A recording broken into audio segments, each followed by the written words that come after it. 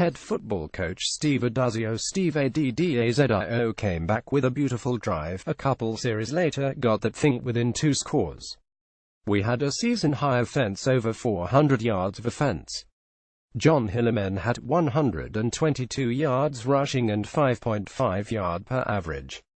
Did a lot of good things in the game. We didn't stop the run. We did not stop the run. That was a huge deal in the game. You know, we let up too many big runs.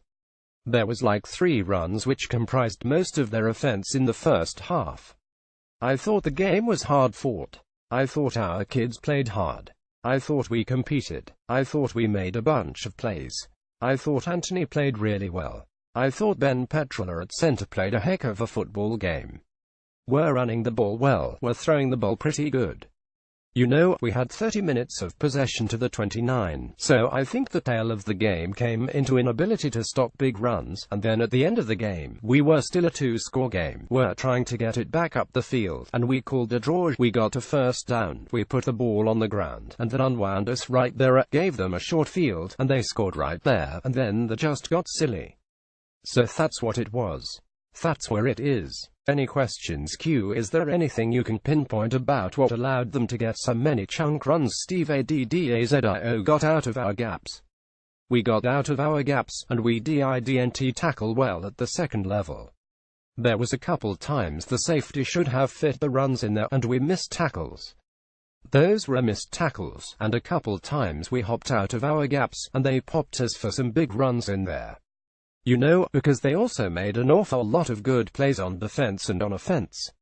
There was a lot of good football plays in there, both sides of the ball.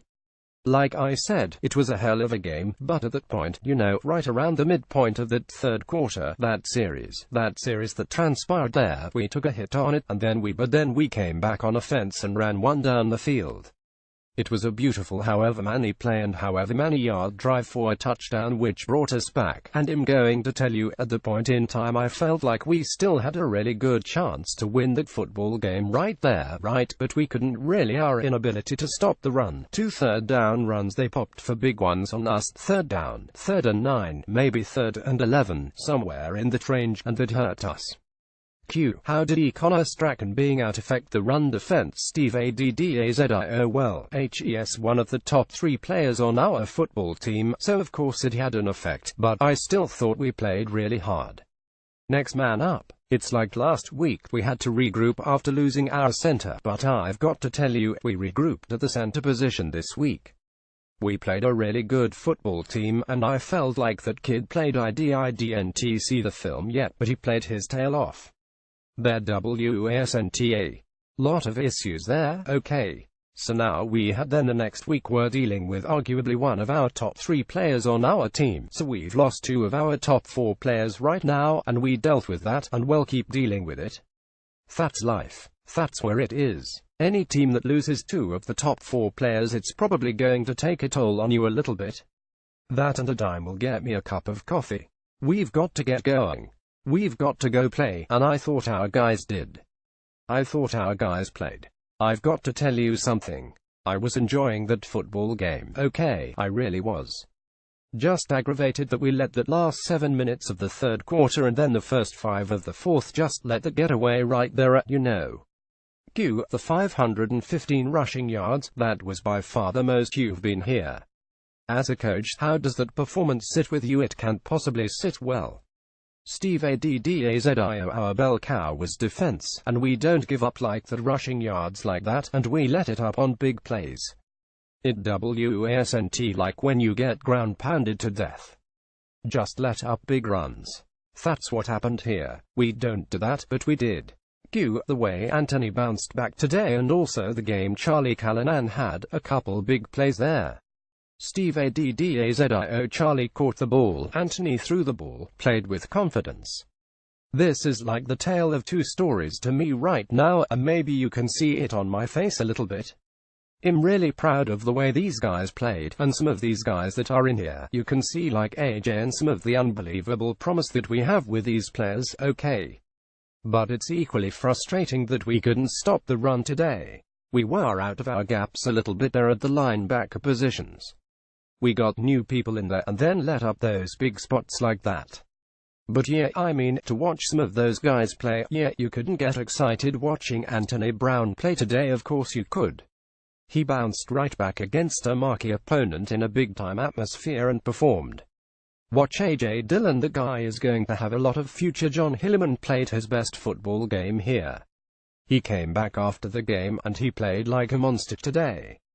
Kobe White once again made some exciting catches, and in our return game Mike Walker about popped the punt return and about popped 2 kickoff returns. So I mean, and Charlie caught the ball so well. I thought our offensive line played well today. I really did. I was like proud of them, man. They've been beat up, and we've lost 3 starters off that unit. They played against a very stout defense today, and I thought they played well. So got to go back, and we've got to look at the big plays we let up in the run game on defense, and our offense. We've just got to keep hammering away right now. We can throw it and we can run it, we've just got to do it with more consistency. We're playing good opponents. Heck, we opened up with Northern Illinois on the road at the place they just beat Nebraska at Nebraska. We've played some good football teams now, and I can still see the growth in our football team. But as you pointed out, letting 500 yards of rushing up, we don't do that. And we've got to get going. We've got to look at we're going to have to adjust a little bit to our personnel right now, okay, is the bottom line. We're going to have to make some adjustments to our personnel right now, simple as that. We did it on offense last week, and we're going to have to do it again now. We found out about Connor probably on I don't even know what day it was, maybe Thursday. I can't even remember what day it was. It was late in the week and there wasn't a whole lot we could do at the point, so we rolled. 3 of those big run touchdown drives really happened with Harold Landry on the field. I know you've said your strategy with him. Is there frustration when you don't have Landry on the field? Steve Addazio, you know, listen, I've got to go watch the tape, but I can just tell you this, I don't know which ends are in all the time, but it wasn't the ends that created those missed gaps right there. It was the linebacker safety issues in there. But I didn't answer your question because I really don't know, you know. I know that seems to be a topic of conversation. I mean, nobody is trying to hold Harold back. I can tell you that right now, okay. But I told you before what our plan was with him, and you know, that wasn't the problem with those runs hitting. That much I know. How odd was it for you to see so many chunk plays in the same sort of window of time? What does that do for the shape of the game? Steve Addazio, well, you saw what it did. You saw it. That's what happened. Like I said, when you go through this game, I mean, we've got 30 minutes of possession, they've got 29. Know what I mean? There's still over 400 yards of offense here. We did a lot of good things. That answers that question, yes. And those chunks are what talked this game right there because it was a close game. In terms of the way they played defense, indiscernible. Steve Addazio, yeah, it's backbreaking. It's backbreaking. But when you talk to these guys in the locker room, the morale is not down, they're mad. There's a lot of pride, and they're mad. We've got to go back, and we're going to have to make some adjustments personnel-wise right now. I keep saying that. We're going to have to do that because we're going to have to make some additions, changes. We're going to have to look for some more people to refit where we are right now, and that's a job that we've already are processing, but probably couldn't quite get done in 2 days. Indiscernible. Steve Addazio, I mean, at the position. No, I'm not comfortable with that depth right now, no. Just like I'm not comfortable at the center position's depth. You can't go through 2 of them now. I can't go through 3 of them. I don't know how many teams in the country could, to be honest with you. It's hard. These are realities. They're just realities. I've got to deal with it. And we are. Thought we dealt with the offensive piece of the pretty well today, to be honest with you, and well deal with the other piece. We've got good players, good coaches. Well, get that fixed and move forward, okay. Like I said, you watched the game one watched. I know there was big plays in there, but there was a point coming. I came out of halftime. I felt like, wow, we really got a great opportunity here right now, and then in the third period, and then that critical series right there, like I said, tilted it. But for the half, we ran the draw, we bobbled the snap, and we bobbled the handoff. And I said to myself, okay, I have two choices here, call a timeout, try and take one shot at the end zone, and I chose that. With this young quarterback, I wanted to get into halftime at 14-13 and let him feel a surge and feel good about what took place there. I was worried that we could have an exchange problem and/or a sack fumble at the point, and I didn't want to take away the momentum and the fight and the confidence of that young quarterback at the point in time, which would have been maybe I could have maybe got one more shot off to the end zone. But I just said to myself, all we need to do now is get a strip fumble here. We don't need that right now. We're playing really well, we're playing really hard, and this kid has got a great look in his eye, and that's a really important thing you've got to keep in mind with those young quarterbacks. You've got to keep that great look in their eye. So that was the decision making there with the offensive staff, to be honest with you. Okay. That's the answer to that, why that took place at the point in time. But again, I'm not a smiley face sticker guy, but boy, there was an awful lot of good stuff that went down in the game and stuff that's real, and we've just got to keep building and keep developing it and handle the personnel issues that we have been thrown our way right now. Just got to handle them, and we'll get to work on that immediately. Right before half there, was that a tough decision for you to let the clock run down, and did part of you want to take a shot downfield? Steve Addazio, yeah, but responsible for the psyche of that quarterback right now, and at that point everything is risk-reward. We can talk about this ad nauseum, too. Is there a right or wrong answer? I don't know. Yeah, you take the shot and you score, it's the right answer. You throw a pick and you get a strip fumble and it's the wrong answer. But at that point in time, I felt he had a good look in his eye. Our team was playing really hard. We're in the middle of this game. The percentages of dropping back to about the 45-yard line and launching a ball to the end zone and everything happening clean. The ball is launched, it's gone, all that going well. It's not a very high percentage. You play the percentages, and that's what we did. That was our whole mindset there. It's really not that complicated, agree or disagree. That's why there's many flavors of ice cream. Graduate wide receiver Charlie Callanan no matter where you are. How much do those kind of chunk plays affect a game? Charlie Callanan, I mean, it's great whenever we have those chunk plays. We owe our opponent, if anything, that motivates us. We see that as we've got to go harder. We've got to keep going next drive. Next time we get the ball back, we've got to push hard and go out and make plays and erase that, whatever they just did. If anything, it brings us together to answer your question. How deflating was that 4th and 1? You're right there, down by a point, you're in the territory, you get a stop. Charlie Callanan, yeah, I mean, as I'm sure you heard Coach Addazio say, that was a big turning point in the game, and I'm not one to comment on the offense as a whole, but we just tried to keep pushing after that. Obviously that was tough because then they went back and had the big drive after that. But our guys are working hard every day, and we weren't fazed by that at all. We were ready to go and ready to rebite and get back in there. Did you feel like offensively you guys were able to do some things, make a step from last week? Charlie Callanan, yeah, I feel like every week since the beginning of the season we've been taking strides, and this week was great in terms of throwing the ball. We threw the ball a little better than we have in the past. So next week we're hoping to take an even bigger stride and have a great game against Clemson. What did you see from Anthony this week? Obviously he had a tough week last week. What did you see from him throughout the week that kind of led into a bit of a bounce-back performance today? Charlie Callanan, yeah, every quarterback is going to experience a bad week. From my experience of being a fifth year playing for 4 years. Quarterbacks, they have tough weeks, and it's really about how they respond, which signifies how they're going to play the next week.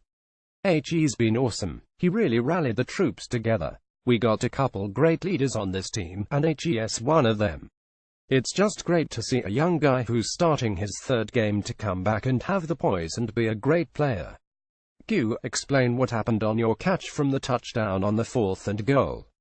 Anthony made a fabulous play getting hit, throwing it off his back foot, you making the catch.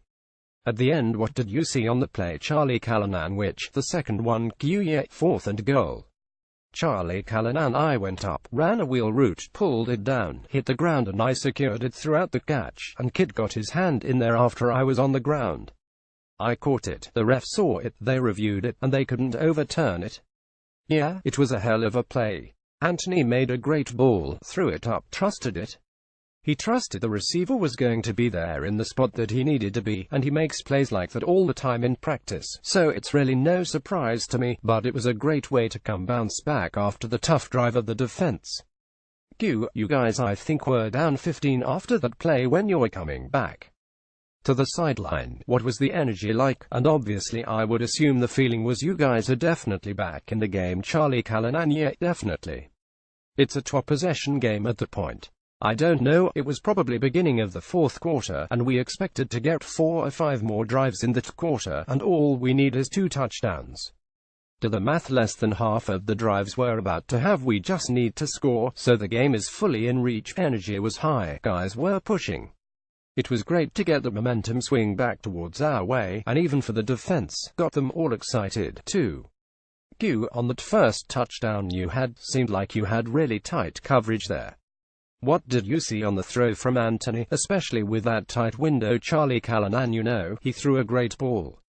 We've been looking at that play a lot, and as of this whole week, the game won. Don't know if you guys watched the Georgia game last week, but a couple of the players had post routes on floods that were wide open and they beat the corners well, and the safety had a tough time getting backside over to cover.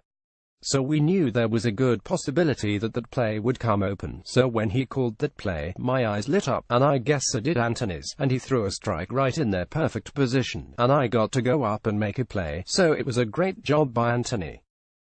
I know you say one game at a time, but talk about the games with Clemson you have coming up. Charlie Callanan: yeah, so I mean, biggest thing is sticking together. There's going to be a lot of talk from students, press and media, just a lot of outsiders getting in our ears, and our biggest thing is that we're going to need to kind of tune them out, stick together, trust in the coaching, trust each other that we're all going to have each other's backs and go out there and give it our best shot against Clemson. Redshirt freshman quarterback Anthony Brown: what improvements did you see in your game from last week to this week? Anthony Brown just finishing plays here and there that I needed to. There's still a lot of plays that I missed. I'm just going to have to get on the film and watch that. Those 2 touchdown throws to Charlie Callanan looked like you threaded the needle, got through tight coverage. What did you see on those plays? Anthony Brown: Charlie ran a great route, and he was open, so I threw it to him, and that was it. Anthony, it seemed like you had a lot of success rolling out, moving the pocket, especially when you were trying to target your tight ends. Do you think that's something moving forward that can help you guys move the chains on third downs? Anthony Brown: it can definitely help anyone. Right now we had a couple missed opportunities. Actually, I had a couple missed opportunities. One of the very first ones, it was a short on throw, still got to make the play. But moving forward, yeah, it's a really good tool. Talk about the run game with John and AJ. How did that help you with your play action passes and getting guys open downfield? Anthony Brown: the run game helps a lot for the throw game for anybody. Establishing a run game pulls defenders down. It does a lot for receivers to get open. So that was that, I guess. How did you feel going into the locker room at the half? Just a 1-point game. Anthony Brown: felt really well going into the locker room. We had a mindset that we were going to come out and finish. Some unfortunate things happened in the third quarter, mid-third quarter, and they took the momentum and they kept going with it.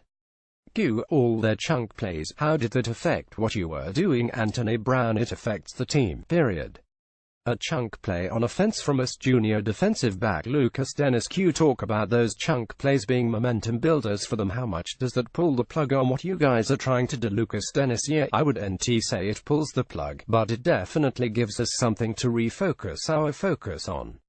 We've got to get back on the drawing board, figure out what happened, what went wrong, how we can avoid that from happening again. So I mean, we just went right back to the sidelines, told coach what we saw, what happened, we saw it from above, and then we tried to stop that from happening again. Talk about what kind of problems did Wimbish present? I know you were preparing for a running quarterback. How was he able to break free on some of those plays? Lucas Dennis: you know, HES dual threat guy, so you've got to stay honest and stay true to your ability. When you're in coverage for a while, guys like that, they can get out of the pocket and just run around, and that's something that helps really good at. He's talented. He excels at that. We've just got to be more disciplined and stop that from happening in the future.